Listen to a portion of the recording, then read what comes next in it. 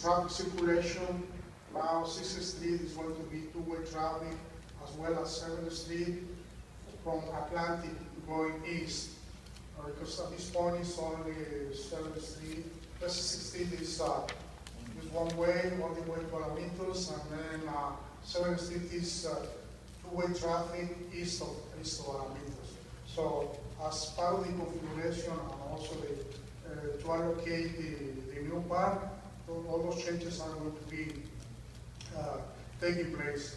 In addition to that, these lights, the traffic lights are going to be modified.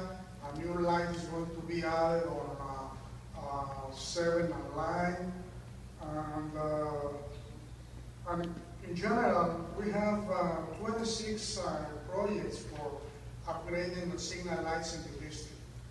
Some of them are minor upgrades, and some of them are large upgrades, like replacing the poles because there are the signal poles, replacing the indications. So in terms of public safety, I mean that would be related.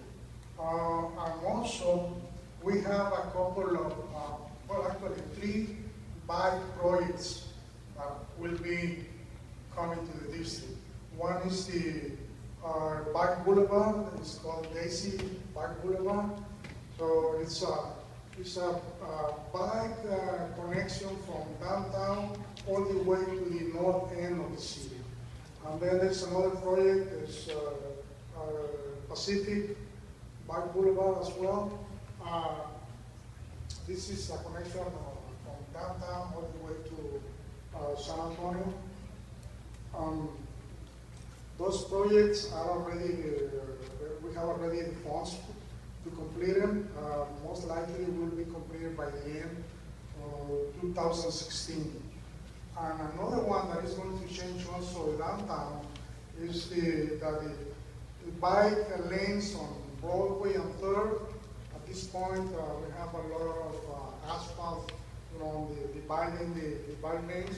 All that's going, the streets are going to be resurfaced, and those ugly asphalt islands are going to be removed, and then some landscape is going to be added. So we are expecting to complete our project by the end of 2017. Okay, I won't take more time, so ask a question. Yeah, 2 questions for you. One is, where 7th Street and 6th Street, one's the on-ramp, one's the off-ramp, and on either side of it is Edison Elementary School.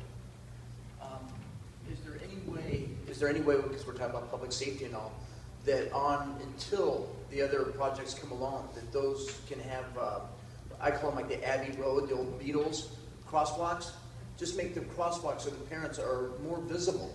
Right now we have faded just a single line crosswalk, and since you're doing these road improvements, have somebody go out there and paint, I think ladder, they're called ladder crosswalk, where it's, very wide, and so you know that people are supposed to cross there.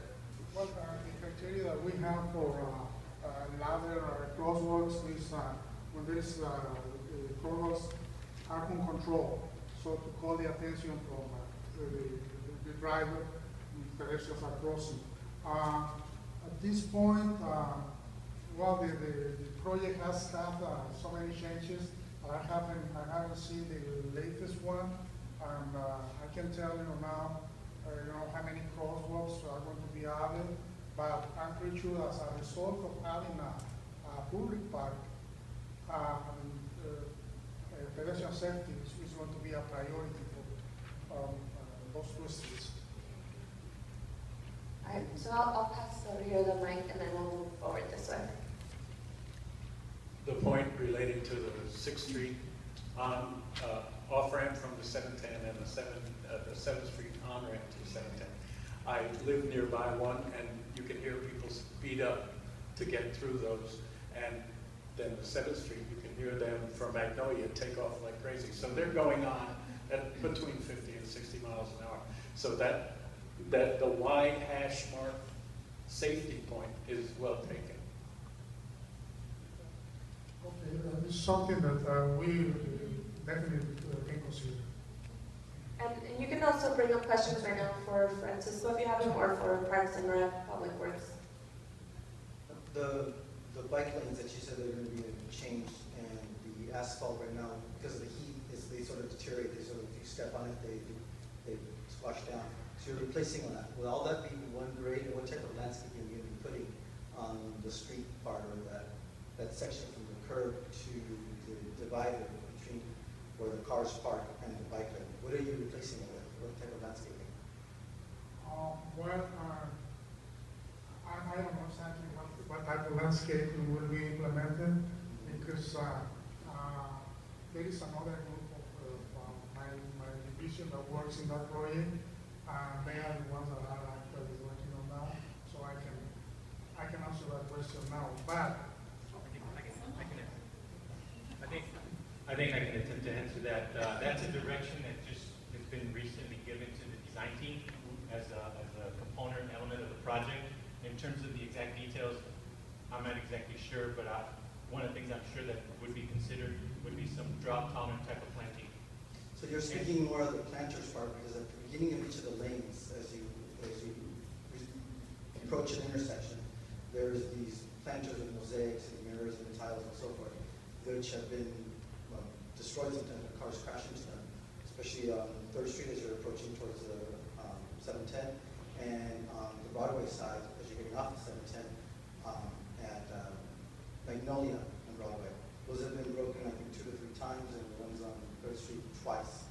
So what are you doing sort of so that if cars do sort of merge off the lane to protect those planters and to protect those islands, and then that divider, I assume, was designed originally because it was a safety measure from the people parking as well as the people using the lane to travel. So what would you do to replace it if you were going to remove it? Yes, absolutely. So it's 2 things. One of them is the raised potted plants, if you will, the planters that are there now. And then the concept, as I understand it, is it's sort of the mold strip that divides the actual bike lane from the divided parking lane and traffic lanes. So as you go out there now, you have some narrow striped painted island, if you will, and that is the area that is being looked at as having the potential to incorporate some sort of landscape. Like I said, it's still early in the design phases. From what I understand, that direction has just been given to the design team. I would say they're about 30% out, very conceptual. So as that design develops, we will be sharing it with you. We'll do one more question right now, and then staff is going to stick around, and they'll be walking around to the groups. So when we're in the breakouts, you can ask more questions. It's kind of a 2-part question. Is this like an infrastructure? Will you guys be redoing the streets in a way as necessary? And if so, have you partnered with Southern California Edison, I think it's Verizon and Charter, so that they can vary some of the lines that are overhanging, particularly in the alleyways and whatnot? Because if you did it and partnered with them, they could absorb some of the costs and remove the lines that we have, because they've become they're an eyesore, one. Some of them have become a major problem because they're hanging so low, and it would beautify the city and increase property value. it looks like a very good proposal. I remember a few years ago that Southern California Edison did a similar project on 7th Street. Then they remove a lot of the power lines and they put them on the ground. Right.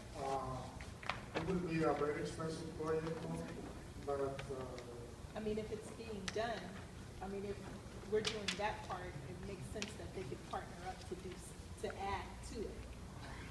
well, yeah, definitely, yeah, we can If it's been at least, for those new stretches on 7 and 6 that are going to be modified completely, this is something that can be just. Thank you.